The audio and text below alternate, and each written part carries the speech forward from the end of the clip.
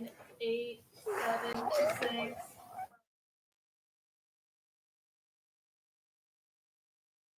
What is up, everyone? Welcome back to another episode of 360 Sports. We are so happy to be back for another season, more episodes, so many more things to talk about. Today, I have Gemma, Cadyn, and Kylee with me, and we are talking all things NCAA football. So, for starters, on our headlines, Texas is the new #1 in the nation after winning this past weekend. Quinn Ewers will miss a couple of weeks with an abdomen injury, but Arch Manning had over 270 total yards and 5 touchdowns in his absence. Can Arch Manning and the Longhorns keep it up, or will Ewers lose his job? Gemma? I have been such an Arch Manning fan since the day he committed to Texas. When he lost his student ID first week of school, I always loved Archie. I love him.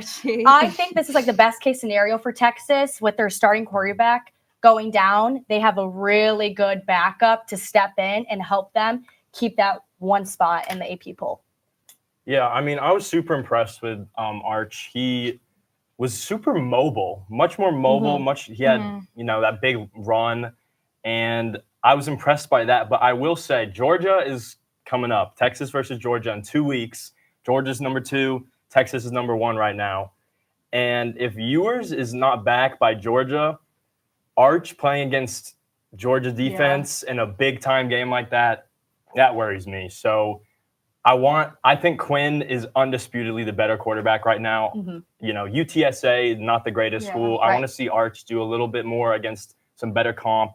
But for his, first swing at it, basically, I was really impressed. Yeah, I agree too with what you were saying about how, he did an amazing job, but also he is not playing a very well team, if that makes sense. Yeah. But I think that really was a great opportunity. And it is sad that the quarterback was hurt, but I think for him, that was such a great opportunity for him to just continue and show how he can actually one day become a starting quarterback. It was maybe the perfect game for him to go into and try out his offense. And not only did they win that game, but he himself had a very good game, which says a lot and was really helpful for the team going into this next stretch of games. So moving on, talking about Georgia now, they survived a scare at Kentucky this past weekend, winning what I would say is quite an embarrassing game, 13-12. And they did drop down to the #2 spot in the country. They have 4 current top 6 teams in their schedule. Fluke game, or are they in trouble? I think that the Dogs have been overrated since day one. I don't really like them, and I'm not a big fan of Carson Beck. I knew this was going to be a struggle for Georgia because they are going to Kentucky. Playing an SEC home team is very hard. I do not think Georgia's going to be in the national championship. I don't even think they're going to be in the top 4. I think they will stay in the top 10, but I don't think Georgia's going to be how they were the last couple years. Yeah, I think that it's, on one hand, you win the game. You're not going to complain against them. Yeah, they got the job Penn done. State's not going to complain I'm not about that Bowling Green win. Exactly. I'm not complaining. Ask Notre Dame how it feels when you don't get the win. Right. Your season is already up in flames. Right. So they got the win. Specifically, I think Georgia in the past has been built on their front 7. Very just elite pass rush, great linebackers that go sideline to sideline. And I'm not seeing that this year. No. And that causes concern for me because I'm with you. I'm not a big Carson Beck fan. No. So when that pass rush wasn't getting home against Kentucky, those corners were not hanging in there. And so I think that worries me. It's Georgia. They're going to be there at the end. They are. They're going to be in the playoffs. Whether we like it or not. But it feels like a different team than it has been. Yeah, I agree. I feel that the offense the offense struggles can be a concern against a well-rounded team. Obviously Kentucky showed them that it doesn't matter whoever they are, but I think that should be a concern for them coming up for their future opponents in the later season. Yeah, I agree with you guys. And moving on to our last headline, Florida State, who is now 0-3, crazy, fell to Memphis 20-12 this past weekend. What is going on with this football team? Well, clearly they don't have Jordan Travis anymore, and they don't have their backup DJ, who's not doing that much better at where is he at? Clemson now. No, where is he at? Where's DJ at? DJ, where did he Florida go? State. Florida State. Oh wait, DJ's Florida State. Yeah. He transferred to Florida State. Yes, from Oregon DJ's State. bad. He's been bad at Oregon State. He's been bad at Clemson. That man is 0-3 in schools as well, not just on Florida State. And I think that causes them to not have any leadership. I think that their team just doesn't have leadership from anything, and I think that is a huge cause of them last year being a contender for the national championship, kind of basically, and now they just have one of the worst records. So. Yeah, I'm right there with y'all. Losing Jordan Travis is something that like you can't replicate leadership. You can't replicate consistency. He only had 2 picks last year, and so far, like the turnovers are killing Florida State. Like second play of the game, fumble recovered by Memphis. Like good teams don't turn the ball over. Jordan Travis had 2 picks last year in all of those games that they played. When you throw, DJU has a 56% completion percentage through 3 games now. Yeah. And they played Georgia Tech, Memphis, and who was last week? Boston College. Did they play Boston College? Those aren't teams that you should be able to push out. You should push the ball down the field against those teams. He's not even getting the gimmies. It looks bad. They ended the season on a bad note, and they're starting the season on a bad note. And you have to also give them a little bit of slack. Not 0-3 slack, but they lost a ton of guys to the NFL last year. Jared Verse, Braden Fisk, Keon Coleman, Johnny Wilson. They have Trey Benson, their starting running back. Like, it's hard to recover, but it's not looking good. I agree with that, but also, I mean, with all the money and all the recruits and everything that they're getting, you should not be losing to teams that you would never think that 100%. they were going to lose. And they have a reputation to uphold. You were undefeated last year until the bowl game. And you talked all that mess, after you didn't get in, and now and then you played Georgia, and then look what happened. Yeah. Not looking good for them. I'm interested to see how this is going to go for the rest of the season, though, because it is still really early on, and we know how college football works. You never know what's going to happen. Exactly. Yep. So moving on to our next topic, we have some Penn State talk. Woo! Obviously, we couldn't help ourselves. He's ready. So Penn State just came off their bye week 2-0 and did move to number 10 in the country. And they have Kent State coming up this Saturday. I want to know everyone's thoughts on the season this far and predictions for how this weekend is going to go, plus kind of moving on from that. So I think Andy K has just been the answer to all my prayers. I've not seen an explosive offense like this since 2017. Yeah. I really haven't. And I'm loving that Prabula is involved in the game. He literally was not involved in the game at all last year. He reminds me so much of Trace McSorley. Yeah. I'm loving him. I think Drew's more confident now. I think he needs to start to see the field a little bit more. Once he gets rattled, he kind of crumbles inside, and I want him to have that confidence still.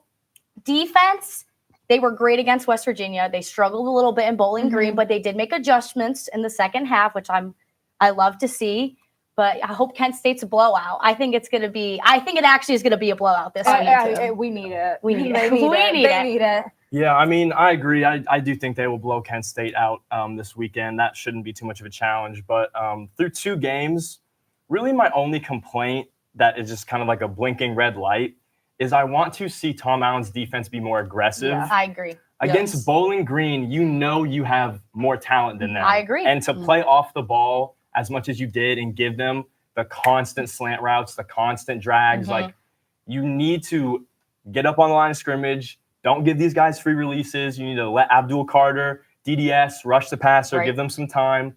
And so I want to see more out of our defense in that regard. But, I mean, we're only 2 games in. Exactly. We got to see some more. Not everything's there for us yet, but it'll come together. But that's what I miss most about Manny Diaz. He was aggressive. He was more aggressive than Tom Allen. I just think that Bowling Green, we went in and I went in thinking that we were just absolutely going to crush. And I just think that game should 100% be a wake-up call because we really need to do well these next couple games to make sure and have a good spot and maybe chances of being in the college playoffs for Penn State this year. Yeah, I'm right there with you. You have a gauntlet of USC, Wisconsin, and Ohio State. Those 3 games will determine your season. That's just the reality. You go in, you win 2 out of 3, you're looking pretty good. You lose more than one of those games, it gets a little murky there. I am feeling more confident about Wisconsin since Tyler Van Dyke Yeah, is out for the season. That is very true. I was very, very nervous about that game. Going into Camp Randall is not easy, but all the best to him. I hope he gets better, but seriously. That was going to be a trap game for us 100%. I'm with you. I don't like going into Wisconsin. I mean, and I think they have other clearly Bowling Green was supposed to be an easy game, but this is a team that does this. They have done this for years. They go into these games where they should dominate. Don't talk to me about it. And they come back Don't talk to me about it. There was a win is a win, but there was nothing really to be proud of after you're sitting on the edge of your seat in the fourth quarter of a game against a random team from, no offense, but a random team from Ohio. You can't perform like that. Washington might not be the same team they were last year, but against a Washington, obviously against an Ohio State, or any farther down the line, just because the college football playoff is taking more teams doesn't mean that you get to sit back and just not perform. Illinois is ranked this year. Exactly. Let's not forget, we always struggle against Illinois 9 overtimes. Yeah. Please, I can't do this again. They really just need to step it up, because I think that the first 2 games, that could have been a kind of boom. If they would have won those games and blew them out, I think that would have said something for their future opponents. And now I think that they're kind of set behind just a little bit, but I do think that they will be doing well for the And I also think nothing about the Big Ten got any easier. Correct. Nothing. Just because Michigan is having a down year. The Big Ten has more teams in it now. They can't just sit back and say, we did really good in the first game. Drew Aller, confident, still want to see more. I agree. I want to see more too. I think I want to see more of him running, because I feel like he is He's a good runner. He's a good runner. I feel like he has so much opportunities. I think he gets hesitant. He does. But I mean, you never know. It depends on what the defense is doing and everything. I mean, praise all to Tyler Warren, though. He kept me love going him last week. Seriously. And Trey Wallace. Trey Wallace is looking solid. I need to see more Julian Fleming. I need to see Julian Fleming. Yeah. All right, moving on to our next segment, we have college football stock market. So I want you guys to tell me a player or a team that stock has gone up so far in these past 3 weeks, and one that has gone down. Okay. So Gemma, I'm going to start with you. Okay. So my stock up, we already talked about him today. I love this kid. I don't care if he's a Nepo baby. I think he has shown his talent, and we've only seen 3/4 of it. We've literally seen 3/4 of him play a football game. And I saw this on Twitter. I've never seen a Manning run Yep. the way that he ran. That's what I'm saying. Instagram and TikTok. He's a big kid. Yeah. He's a big kid, but let me tell you, he's good, and I can't wait to see more of him. I hope that Quinn goes into the draft this year, because I want to see Arch start, and I want to see him lead Texas to a national championship. Yeah, I agree. But okay, my stock down. We thought this kid was going to be amazing. Riley Leonard. Oh, I loved him at Duke. I had the hardest weekend of my life last weekend. weekend. I loved him at Duke. But let me tell you, seeing him play 2 weeks ago, wow. That man has not thrown a single touchdown pass. He has 2 interceptions already. His completion percentage is 62.8%. That throw on third and 10 against UNLV. Wait, was it UNLV? Who did they lose to? Northern Illinois. Yeah. Ooh, you could have won the game. Then your kicker had to kick for 60+ yards. That kid was never going to make it. And you're working with a third-year coach. You're not you're working with Marcus Freeman. Yeah. That man is good. That man's a good coach. Notre Dame has a reputation of winning and being a college football program, and he is letting me down. I think he's letting all my friends down. They already said they want to transfer my friends at Notre Dame. So Riley Leonard, you got to step it up here, please. That took a lot out of me. That really did. It did. That was something I don't know if I still am going to recover from. All right, valid. Cadyn, let's see what you have. All right. So for my stock up, I went with Ole Miss wide receiver Trey Harris. Nice. 4th in the nation in receiving yards right now. And what stuck out to me was last year he finished with 54 catches on the year. Pretty good for college. He has 27 catches already in 3 games. So half of his production last year, he has cut that in half in 3 games. He is going to be probably top 10, top 15 pick this year at this trajectory. He's one of those, Ole Miss is notorious for these big, fast wide receivers. You have DK Metcalf, A.J. Brown. That pipeline kind of shows some success at the next level. So I want you guys to remember the name Trey Harris. You hear about Travis Hunter. You hear about McMillan from Arizona, Luther Burden Jr. from Mizzou. But not a lot of people are talking about Trey Harris, and I feel as though that needs to change. And as far as my stock down, oh, that's a good one. I'm sorry to all my LSU fans out there, but I am concerned. You dropped your opening game to USC, and so you're already 2-1 right now. And you have to play Bama, you have to play Ole Miss, A&M, and OU. 4 very losable games because your defense leaves a ton to be desired. You have guys like Harold Perkins Jr., these elite guys. You're claiming DBU every year. I'm not seeing DBU. I don't know. I'm just not impressed by the defense. I think they're in some trouble. SEC is not easy at all. And, no room for error, basically. So, sorry, LSU. That's a good pick. Yeah.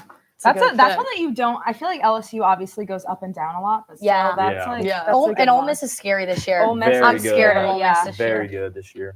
Okay, here are my picks. So for up, you did mention this is more of a popular pick. I think that Travis Hunter is just first of all, besides football, I love his personality. I think that he is just so happy all the time, every time. He's adorable. I just love him. He's adorable. Love him. So besides that, I think that it is so amazing that he can play both offense and defense. And I think that's cool because if he continues playing well like he has, he could have potential to maybe be in the run for Heisman, maybe. Oh, yeah. I don't know. Definitely. I mean, it's very early, but I think that's very cool how he can be good on offense and defense. You don't really see that a lot. So that is what my up is. And let's see the next. All right, we got UF, the Gators, also SEC. I think that they kind of relate to LSU, just like you said. I think that they just used to be so good, and I think that it's hard because they're 1-2. They have lost two games. I just think that's unexpected for them. And also, I think that they really just need to step it up because their schedule is probably one of the toughest. I think they have hard and great teams that are ready to come. So I think that their offense needs to get together and their head coach needs to figure his stuff out because I know there's a bunch of stuff that has been going on with him in the program. So that is my down. All right, Who would have thought Miami would have been the best team? I thought about picking that one, but I had to pick one from Crazy home, times in college football, man. All right, so these are my stock market picks. This is my up, as I had just mentioned, Tyler Warren. He is a senior at Penn State, so don't really know what he's going to do. Obviously would be so happy if he declares, goes to the draft, but I think he's really, really good for this team right now. He set the record before last week, before our bye week, for the most receiving yards in a game by a Penn State player. He is dominating this year, and I feel like we didn't really get that as much from him last year. I think his confidence is up. I think his strength and ability to know what he is doing has increased so much, and I'm just so excited to see not just what this team does this season, but specifically him, because I think he is going to have a great season no matter how it goes for the team. So that is my up, and I could not be more happy about my down. This team came in here last year and spit all over Penn State. They weren't with their regular coach. They were all this, all that. They can't even figure out who their quarterback is now. You want to come in here, our coach is great. He won that game against Penn State. Well, looks like he's not so great now, and you have USC coming up. I am hoping and I'm hopeful that they're going to stomp all over them, but the way Texas literally demolished them was embarrassing. At home. Embarrassing. See, they don't know what the play is going to be next because they're not cheating anymore. Like so you don't know who your quarterback is. You can't figure anything out. So they're 18th right now. They're not in the college football playoff right now. This is what I know Michigan is. This is what I know Michigan is. 18th, 20th. I'm so happy right now. I'm not even mad that Ohio State is literally going to demolish them. I'm not even mad about it. I think that's crazy. Last year it was the Michigan. It's the Michigan show, all this, all that. And now they can't even figure out who the quarterback is on the field. So. Yeah, it's when the stability, a program like Michigan has been stable for so many years. You know, when they kind of lose that, it feels weird. It's like something's not I'm right. so happy. They had it coming. Don't get me wrong. They had it coming. They did. Yeah. They wanted to come in here and make the biggest deal because they beat Penn State without their coach, and now look what happened. Which wasn't even that big of a deal. No. Okay. Why are you pretending like we win big games anyway? I would love for James Franco not to be at a game for once. So, like, if they want to keep, talking the talk, Tom Brady's on this now. I saw it today. I wouldn't be happy about what he's saying about that football team right now as someone who was there. So maybe they need to have a locker room, sit down, talk. Like, I can go there and yell at them if they need, because something needs to happen because this is embarrassing. Yes. So could not be more happy about that, though. Me too. So moving on, we are now going to blind rank these 5 college football quarterbacks. Ooh. I'm excited about this. I love a good blind rank. Okay, Jackson Dart.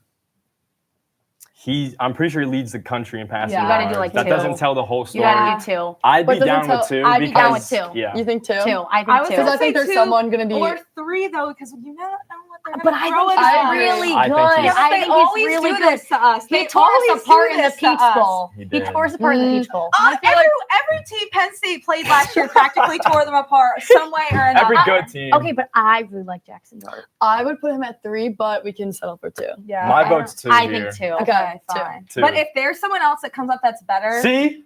There's number 1. 1. I love Colorado so much. Most talented quarterback in college football. You're lying to yourself if you think that's not true. Just watch the games. Talented, but at the same time, cocky. I feel like as a quarterback, you need to bring it down. Okay, but do you know who his father is? Like, he just learns from his father. I'm just saying, as a quarterback, half of it is the way you act in your image. So, like, yeah, I really I love that family. I love their family. I love the dynamic and stuff, but sometimes I have a hard time with him because I'm like, you need to simmer down. I just think the media does a bad job. I do too. I just wanted to say that. Conveying. I think everything you see in the media about Shedeur Sanders always has like a negative connotation to it. Even with Dion. Literally. Yes. It feels similar to like the Angel Reese hate, I feel. Yeah. I'm a big Angel Reese fan, and that's what that reminds me of. I feel like every time I see something, it's never anything positive. And you can't sit here and say that this kid, I'm not sure how old Shedeur is, but he's not a bad person. Like, everything he does should not be bad, and that's what it feels like. And they took this program, who was very true, an abysmal program, and they have been selling out every single home game. Like, I do always think, though, like in the back of my mind, like, what if you sent him down south? How is he going to perform then? I think just as good. Okay. I think if you swapped him with some SEC quarterbacks, that's he would always go where crazy. I go because I'm like, you want to put him. I think he would do better. Yeah. I think he would do better. I think he would definitely have better teamwork around him for if sure. If you get Shedeur Sanders and O-line, oh my gosh. Yeah, I just think what you said he is portrayed. I think so we're going 1. We're going 1. That's my vote. I hate doing this. I love Jalen Milroe. I do too. This is why 3 or 4. We have to do 3. No, I say 3. Okay. We'll do 3. I don't think he's better than Jackson Dart right now. I don't think so either. As a pure passer, but Jalen Milroe is a very good player. Yeah, he's a good I do think player. he's good. So we're doing 3? Okay, we'll do 3. All right, I guess he's 3 then. So we got Milroe, Dart, Shedeur. Okay, we're doing good here. Yeah. Cam Ward is not better than those first 3, but he is very good. He's very good. But okay, he also do we has a do team 5? Built up around do we do him. 5? I think that. Who would be the 5th? I think we should maybe do 5 our because I know they're going to do What if we get something. trolled and it's like DJU? Like, what if that's our next guy is DJ? I feel like 5. I think we have to do 5. I think we have to do 5. I think that's risky, but I'm cool with it. If we get some. Please. All right, let's see the next 5. You know we're going to get something. If it's DJ, I'm going to laugh. I'm scared. Oh my God! I just knew it. I know you, Wes. I know you. Like, oh my goodness, man. He's not like 18. He's not that literally bad. He's not that He's bad. pretty bad. I think he's not that bad. I think if we see, I feel like we're going to see maybe some potential. I think that, I don't know. I'm giving nothing. I liked him at Oregon 3 State. schools, and he's not been Oregon good. State, though. I liked him at Oregon I don't State. care. I agree with that too. You're going to go to 3 different schools and you still can't figure it out. You're like, what, 24? But also, like, get it together. But also, He's working with a rough team right now, so I mean, he's working with a team that's in rebuilding mode. Caleb Williams did not have a great team last year either, and look at where he is. I don't think the supporting cast is a problem in Florida State. I think there's way deeper issues in Florida. Well, guess that's our. It's fine. Of course, fine. He's ruining Florida State season. He's ruining our blind rankings. I mean, geez, exactly. You know what? We knew it was gonna happen. So I guess I thought they were gonna throw Drew. No, I thought Drew was coming for That's actually a good point. I didn't even think about Drew. Won it before. He still won it before though, so we would have been messed up all around anyway. We finished Cam Ward 5, DJ at 4. We have Jalen Milroe at 3, and Jackson Dart 2, Shador number 1. Yeah. I think that's a pretty good list. 4 and 5 got messed up, but 4 and 5 can go back and forth. I agree. Duh. So yeah, that is our blind ranking. Some of our favorites to do here. So now we have questions, comments, and concerns. So obviously we talked a lot about college football today, but is there anything that you guys want to mention for the upcoming week across college football as a whole? I feel like we haven't talked about Oregon at all. They're not looking too hot. They're not looking too good. And I thought Dylan Gabriel was going to be like this Heisman candidate. And I thought this season was going to be like great. I was so happy. I'm like, thank gosh we're not playing Oregon. I was scared. Yeah. But I'm not scared anymore. I want to play them. I feel like talking bad about these teams, that's like crazy because these teams should be good, but also it is really early. You never know. You never know because that happens a lot. I mean, look at Penn State every single year. They always kind of start a little rocky and then they get it, and it's like, yeah. But anywho, what's your questions or concerns? So I'm actually spinning back to my Colorado take from earlier, and I'm not sure if y'all are familiar, but the Colorado State quarterback was talking about, before the game against Colorado, was talking about how, your Instagram followers can only get you so far. Colorado goes into Colorado State, dismantles them. Yeah.